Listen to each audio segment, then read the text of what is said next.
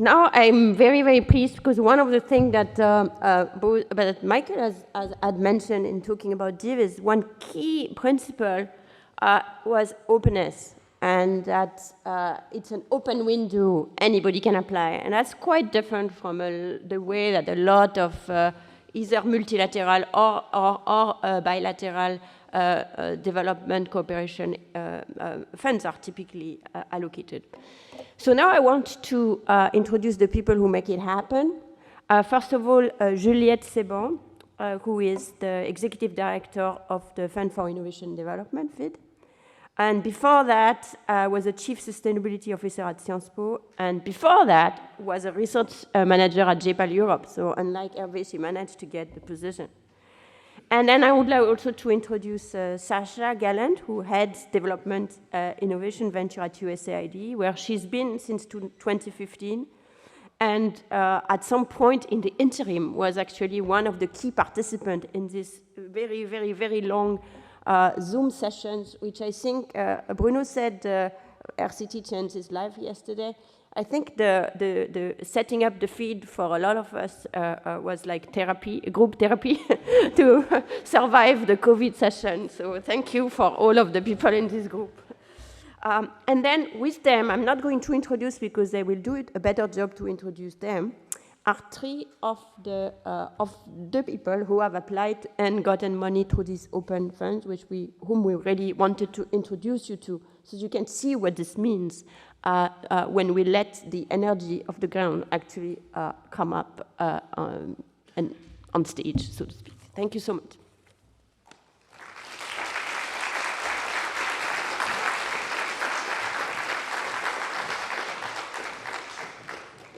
Bonjour à tous et à toutes. Good morning, everyone. So, going after Hervé is not an easy job. And as you've all noticed, I'm sure, his enthusiasm and dynamism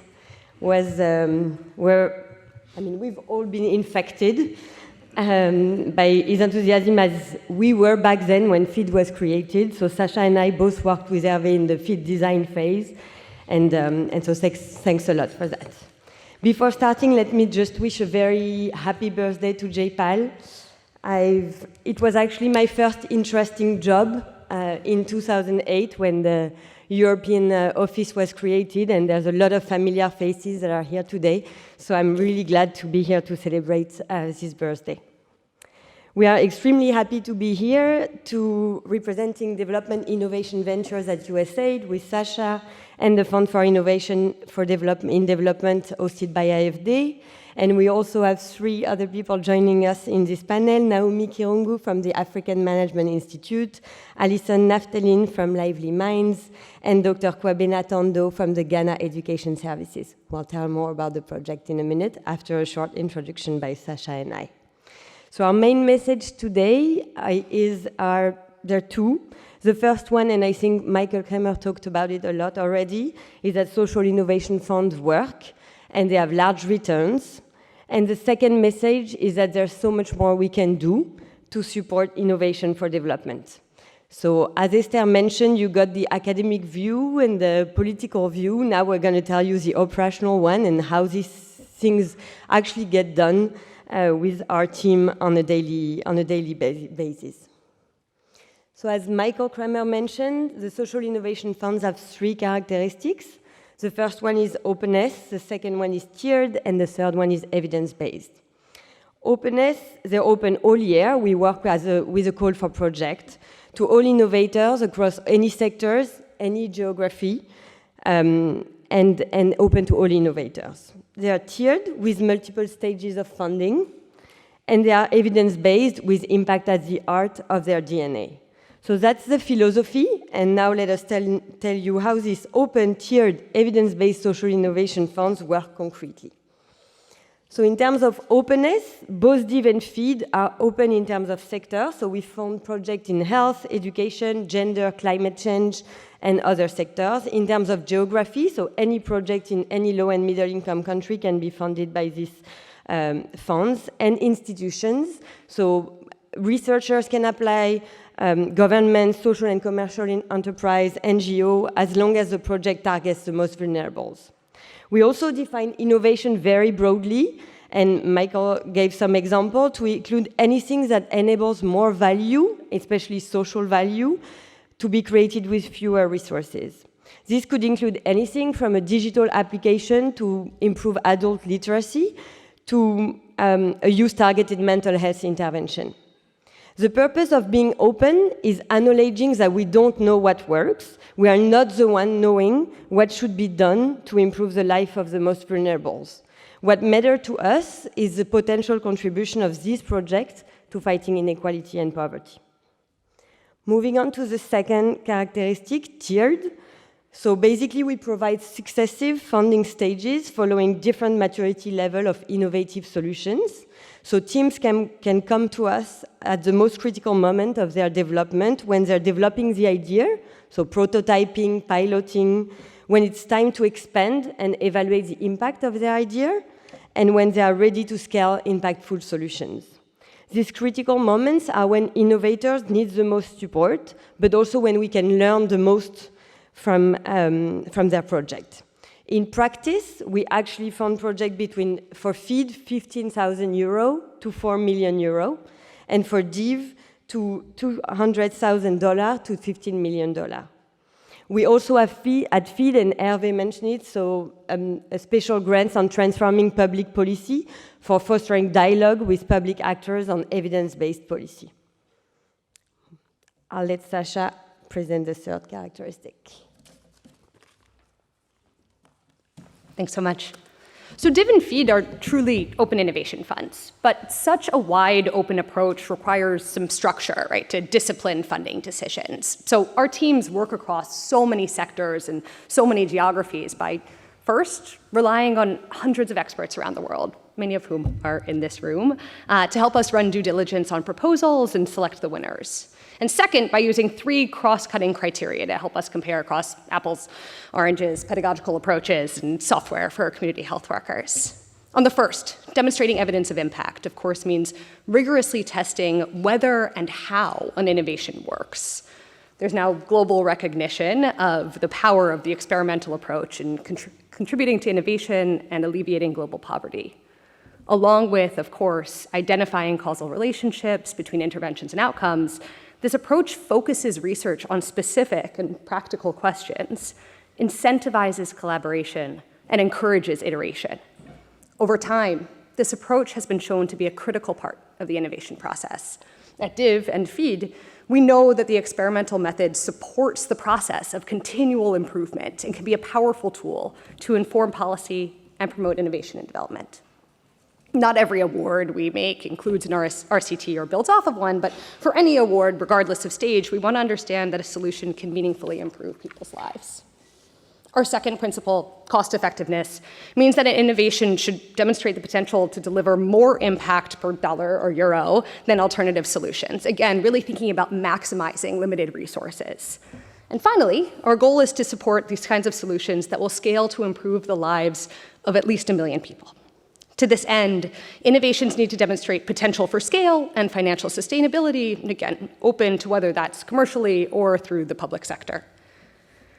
I think that another useful way to think about this open, tiered, evidence-driven model is a straightforward way to manage risks. All projects face risks. It's true whether we're working overseas or domestically, whether projects are funded by government or by private investors, which of course includes the risk of fraud, which we're always thinking about, but risks also include the risk that outcomes won't be achieved, or that they won't be sustained, or that results could have been achieved better, faster, or cheaper, or the risk that we won't learn, and that we'll do the same suboptimal project next year. DIV and FEED's approach is deliberately designed to reduce some of this risk exposure. Thousands of ideas compete, and hundreds of internal and external experts vet proposal, which raises our bar for creativity and for quality. A core part of the innovation process is to accept that failure happens and to learn from it. For DIV and FEED, this staged funding approach allows us to allocate relatively small amounts to unproven approaches. When we fail quickly and cheaply. We learn from it and focus resources toward more promising solutions. So, 2 years later at FEED and around 12 years later at DIV, results are in. These kinds of open, evidence-tiered social innovation funds work. A few statistics. Every year, Div and Feed receive over 1,000 applications, resulting in, at this time, about 25 new projects funded by each on an annual basis. It's a relatively straightforward application process, and the demand is exceptionally high. What this actually looks like is about 2% of all applications being funded. We're funding some of the best innovations and ideas out there, but certainly there are some left on the table. At a portfolio level, we're supporting projects all around the world, at Div alone in 49 different countries, and Feed working across 27, with a particular focus on Africa and Southeast Asia. The vast majority of funding is for earlier stage awards, a much smaller number of stage 3s, though that's certainly growing. About half of our awards at both Div and Feed support impact evaluations, and we see that over half of our portfolio have never before been a partner to either USAID or AFD, which means we're opening doors to a whole new range of partners and to solutions. Over the last 12-ish years, we've seen some real successes. You'll hear from two of our phenomenal portfolio organizations in just a few moments, and of course, Rachel and Abhijit spoke extensively of the value of targeted instruction. At USAID, this intervention is now being considered not just by DIV, but by other partners across the agency as kind of a critical part of the post-pandemic learning strategy.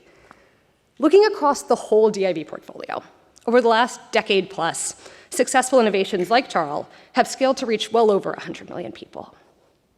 Michael has spoken about this in great detail, but bringing it back to the origin story, funds like Div and Feed take a portfolio approach to impact. We don't expect every investment to be successful, but that enough of them will make a big enough impact that will outpace the cost of the entire portfolio. With a cost-benefit ratio of 17:1, corresponding to a social rate of return of 143%, we're far outpacing the 15% target set when Div was first established. When done well, the benefits of investing in innovation can far exceed the costs.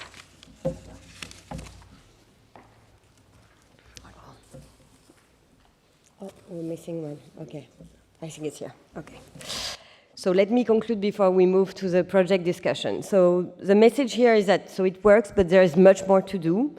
And before telling you that there are opportunities for everyone in this room to get involved, I would like to thank all the persons that are involved already by supporting us. So of course, French ministries, the board members, but also a lot of researchers that are in this room and have reviewed some of our projects, have been part of our review committee, and of course, our teams. So for people not yet involved and that would like to join forces, if you are an innovator or you're connected to this ecosystem, please apply, spread the word to innovators you know, in particular local actors who have less access to current innovation funds. If you're a researcher, you want to help innovators to learn, you want to be a reviewer, you want to get connected to pilot project to help them go the long and difficult road of an impact evaluation. If you're a research to policy translator, help us consolidate and spread evidence on success and failures. And if you're potential funders from the European space or elsewhere, you would be interested in starting an innovation fund and want to join forces, we would be happy to help. Of course, share the success stories, but also the lessons learned on what you should not do. So I think you got it. We need to join forces, so I'll stop there and move to an even more concrete illustration of what we do with examples of projects. Thank you.